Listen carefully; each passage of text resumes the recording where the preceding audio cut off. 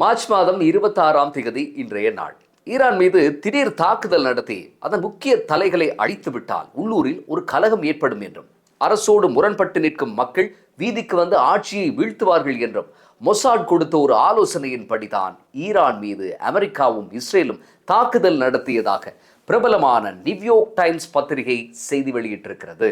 அதாவது, மொசாட் போய் இஸ்ரேல் பிரதமர் பெஞ்சமின் நெத்தன்யாகுவையும் அமெரிக்க ஜனாதிபதி டொனால்ட் ட்ரம்பையும் அணுகி, இதற்கும் கவலைப்பட வேண்டாம், நீங்கள் ஈரானில் நாடியிருக்கும் ஆட்சி மாற்றத்துக்கு ஒரே ஒரு மருந்துதான் இருக்கிறது, பேசாமல் கண்மூடித்தனமாக தாக்கி அதன் உயர்மட்ட தலைமைகளை கொன்றுவிடுங்கள், அப்படி செய்தால் ஈரான் வீழ்ந்துவிடும், அதற்கு நாம் பொறுப்பு என்று உத்தரவாதம் வழங்கியதாகவும், அதன்படிதான் அமெரிக்காவும் இஸ்ரேலும் பிப்ரவரி மாதம் 28ஆம் தேதி ஈரான் மீது தாக்குதல் நடத்தியதாகவும் ஒரு விஸ்தாரமான கட்டுரை ஒன்றை வெளியிட்டிருக்கிறது நியூயார்க் டைம்ஸ். வாய்ப்பு கிடைத்தால் அதை முழுமையாக படியுங்கள். பிப்ரவரி 28ஆம் தேதி தாக்குதல் நடத்திய உடனேயே நெத்தன்யாகுவும் ட்ரம்பும் ஒரே இசையைத்தான் இசைத்தார்கள். இந்த வளைகுடா யுத்தத்தை ஆரம்பத்திலிருந்தே அவதானித்து வந்தவர்களுக்கு நன்றாக ஞாபகத்தில் இருக்கும். இதோ நாம் ஆரம்பித்திருக்கிறோம், இனி இந்த ஆட்சியை ஒழிப்பது ஈரான் மக்களின் கைகளில் இருக்கிறது என்றுதான் இருவருமே சொன்னார்கள். காரணம், ஈரானில் ஆட்சியாளர்களுக்கு எதிராக ஒரு சில ஆயிரம் பேர் தொடர்ச்சியாக ஆர்ப்பாட்டம் செய்து வந்தார்கள். தமக்கு போதுமான தனி மனித சுதந்திரம் இல்லை என்று சொல்லியும், தமது ஜனநாயக மற்றும் மனித உரிமைகள் மீறப்படுவதாகவும், பெண்ணுரிமை உட்பட சகல ஜனநாயக விழுமியங்களும் பாதுகாக்கப்பட வேண்டும் என்றும் அவர்களுடைய தொடர் ஆர்ப்பாட்டங்கள் அமைந்திருந்தன. ஒரு கட்டத்தில் இந்த ஆர்ப்பாட்டங்கள் தரைகெட்டு சென்றதையும் கூட, கட்டுப்பாட்டை இழந்ததையும் கூட பார்க்கக்கூடியதாக இருந்தது. மக்களின் நியாயமான கோரிக்கைக்கு தாம் கட்டுப்படுவதாகவும், ஆனால் இந்த ஆர்ப்பாட்டத்தின் பின்னணியில் இஸ்ரேலிய உளவுத்துறையான மொசாட் மற்றும் அந்நிய சக்திகளினுடைய ஊடுருவலே இருப்பதாகவும் குற்றம் சாட்டியது ஈரானின் ஆட்சிப்பீடம். கடைசியில் அந்த ஆர்ப்பாட்டங்கள் இரும்பு கரம் கொண்டு ஒடுக்கப்பட்டன. சகலரையும் காலி செய்து பொதி செய்து அனுப்பி வைத்தது ஈரானினுடைய இராணுவம். நியூயார்க் டைம்ஸ் சொல்லும் விவரங்களை பார்க்கும்போது இந்த நிலவரத்தை உன்னிப்பாக அவதானித்து வந்த மொசாட் ஈரானின் ஆட்சி பீடத்தை மொத்தமாக துடைத்தறிய இஸ்ரேல் மற்றும் அமெரிக்க தலைவர்களை கூப்பிட்டு ஒரு கயிறை வழங்கியிருக்க வேண்டும். பொதுவாக மொசாட் என்பது இஸ்ரேலின் அடையாளம் என்று சொல்லுவார்கள். மொசாட் இல்லை என்றால் இஸ்ரேல் இல்லை என்ற அளவுக்கு இஸ்ரேலினுடைய இருப்பின் மீது அதன் புலனாய்வு துறைதான் ஆதார புள்ளியாக இருக்கிறது. மொசாட் சொன்னால் அதற்கு மேல் கேள்வி கேட்கலாமா என்ற அதீத நம்பிக்கை வைத்து தொடங்கிய யுத்தம் தான் இன்று வெளியேறும் புள்ளி எதுவும் தெரியாமல் அமெரிக்காவையும் இஸ்ரேலையும் அலைக்கழித்துக் கொண்டிருக்கிறது.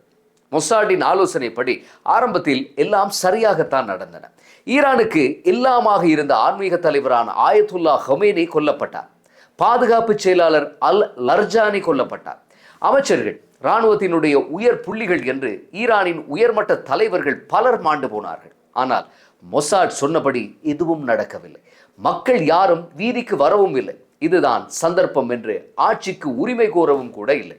மாறாக இந்த தாக்குதல்கள் மக்களை ஆத்திரமூட்டச் செய்தன. எமக்குள்ளே என்னதான் பிரச்சனைகள் இருந்தாலும் அதனை பேச வேண்டிய தருணம் இதுவல்ல என்று அன்று அரசுக்கு எதிராக ஆர்ப்பாட்டம் செய்தவர்கள் எல்லாம் அரசை பாதுகாக்க ஒன்று சேர்ந்தார்கள். கடைசியில் இன்று யுத்தம் 26வது நாளாக தொடர்ந்து கொண்டிருக்கிறது. மொசாட் கொடுத்த ஆலோசனை நெத்தன்யாகுவை இங்கே போய் நிறுத்தி இருக்கிறது என்று பாருங்கள். தம் மீது ஈரான் தடை செய்யப்பட்ட கிளஸ்டர் குண்டுகளை எறிவதாகவும், இதனால் சிறுவர்களினுடைய பாடசாலைகள், மதஸ்தாபனங்கள், கட்டடங்கள் உடைந்து நொறுங்கி இருப்பதாகவும், ஈரானின் இந்த கொடூரமான தாக்குதலை கண்டிக்க ஐநா சபை முன்வர வேண்டும் என்றும் புலம்புகிறார் நெத்தன்யாகு. ட்ரம்போ இப்போது சமாதான கொடியை மட்டுமே ஏந்தி இருக்கக்கூடிய மகாத்மா காந்தி போல ஒரு வேஷம் போட்டு அலைந்து கொண்டிருக்கிறார். ஈரான் அரசும் இராணுவ கட்டமைப்பும் பிப்ரவரி 28க்கு முன்னர் இருந்ததை விட ராட்சத பலம் பெற்றிருக்கிறது. அன்று ஈரான் அரசுக்கு இருந்த கொஞ்ச நஞ்ச மக்கள் எதிர்ப்பும் இன்று காணாமல் போய்விட்டது. ஈரான் இன்று உலக எண்ணெய் வர்த்தகத்தினுடைய 20% கப்பல் போக்குவரத்து நிகழும் ஹோமூஸ் நீரிணையை தன்னுடைய கட்டுப்பாட்டில் வைத்துக்கொண்டு யார் சரக்குகளை அனுமதிக்க வேண்டும், யார் சரக்குகளை அனுமதிக்க கூடாது என்று தீர்மானித்தவாறு கட்ட பஞ்சாயத்து நடத்தி கொண்டிருக்கிறது. எரிவாயு, எண்ணெய், மருந்து பொருட்கள், கனியங்கள் தாங்கி வந்த கப்பல்கள் எல்லாம் ஈரானின் ஒற்றை அனுமதிக்காக இன்று வரிசை கட்டி நிற்கின்றன. அமெரிக்கா மற்றும் இஸ்ரேலோடு சம்பந்தப்பட்ட கப்பல்களை மொத்தமாக அனுமதிப்பதில்லை. அமெரிக்காவுக்கும் இஸ்ரேலுக்கும் உதவும் தேசங்களின் கப்பல்களையும் அனுமதிப்பதில்லை என்று சொல்லி கொள்கை வகுத்திருக்கிறது ஈரான். மிச்ச கப்பல்களிடம் அது நினைத்தால் பணம் மறவிடுகிறது என்றும் சீனா போன்ற தம் அதி நேசத்துக்குரிய நாடுகளின் கப்பல்களை எந்தவித நிபந்தனையும் இல்லாமல் அனுமதிக்கிறது என்றும் செய்திகள் தெரிவிக்கின்றன. இதேவேளை ஹோர்முஸ் நெருக்கடியால் ஏற்பட்டிருக்கக்கூடிய எண்ணெய் விலை உயர்வை சமாளிக்க ரஷ்யா மீதான பொருளாதார தடைகளை ஒரு மாத காலத்துக்கு தளர்த்திய ட்ரம்ப் ஈரான் மீதான பொருளாதார தடைகளையும் நீக்கினார். இதன் மூலம் ஈரான் பல வருடங்களுக்கு பிறகு தன் எண்ணெயை சர்வதேச சந்தையில் விற்க போகிறது. ஈரான் இந்த தற்காலிக தடை காலத்தில் எண்ணெய் விற்று $14 பில்லியன் வருமானம் ஈட்டப் போகிறது என்றும் இதுதானா அமெரிக்காவின் யுத்தம் என்று ட்ரம்பை எள்ளி நகையாடி இருக்கின்றன அமெரிக்காவினுடைய சமூக ஊடகங்கள். பாருங்க, சும்மா இருந்த சங்கை ஊதிக்கெடுத்த நிலைமைதான் இந்த யுத்தம். கடைசியில் ஈரான் மாதம் $14 பில்லியன் சம்பாதிக்க போகிறது. இது எமக்கு IMF 4 வருட நிபந்தனையில் தரக்கூடிய பணத்தை விடவும் 5 மடங்கு அதிகமான ஒரு தொகை. ஈரான் வெறும் ஒரு மாதத்தில் எண்ணெய் விற்று சம்பாதிக்க போகிறது அந்த தொகையை. இந்த பணம் யுத்தத்தில் சேதமான ஈரானின் கட்டடங்கள் மற்றும் உட்கட்டமைப்பு வசதிகளை மேம்படுத்த தாராளமாக போதுமானதாக கூட இருக்கலாம். இழந்த உயிர்களை மட்டும் தான் திரும்ப பெற முடியாது, மற்றபடி அனைத்தையும் மீள கட்டுமானம் செய்ய இந்த பணம் மிக தாராளமாக அவர்களுக்கு உதவக்கூடும். இதெல்லாம் இப்படி இருக்க ட்ரம்ப் ஈரானுக்கு 5 நாள் காலக்கெடு கொடுத்திருந்தார்.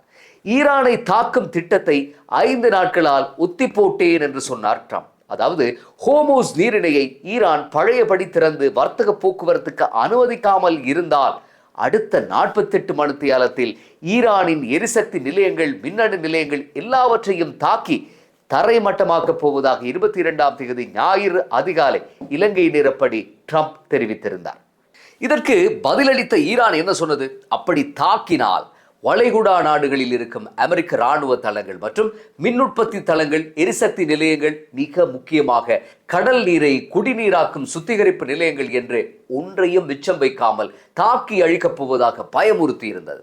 ஏற்கனவே விதவிதமான ஏவுகணைகளை ஏவி வான வேடிக்கை காட்டிக் கொண்டிருக்கக்கூடிய ஈரான் இதனை செய்தால் ஒட்டுமொத்த வளைகுடாவும் இருளில் மூழ்கி தண்ணீரும் இல்லாமல் மினி நரகமாக மாறிவிடும் என்று ஒரு பதட்டம் நிலவியது. ட்ரம்ப் திடீரென்று தன்னுடைய வாக்குறுதியை வழமை போல மீறினார். ஈரானை தாக்கும் திட்டத்தை 5 நாட்களால் ஒத்தி போடுவதாக அறிவித்தார்.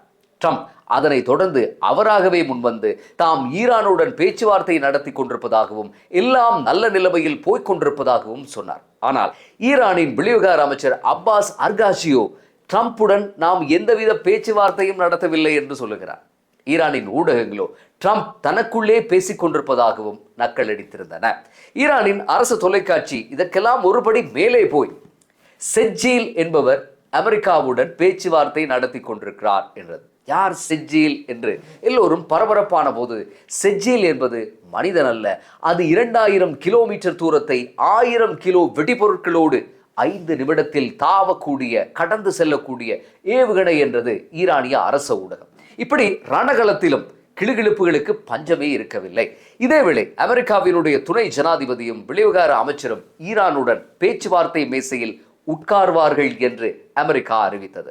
யாருடன் என்ன பேச்சுவார்த்தை என்று ஈரான் கேட்டு நிற்க பாகிஸ்தான் பிரதமர் ஷெபாஸ் ஷெரீப் பாகிஸ்தானில் பேச்சுவார்த்தைகளை நடத்துவதற்கு தான் ஒத்துழைப்பு வழங்குவதாக அறிவித்திருக்கிறார். ஆனால் ஈரான் ஆரம்பத்தில் இது எதனையுமே அலட்டிக் கொள்ளவில்லை.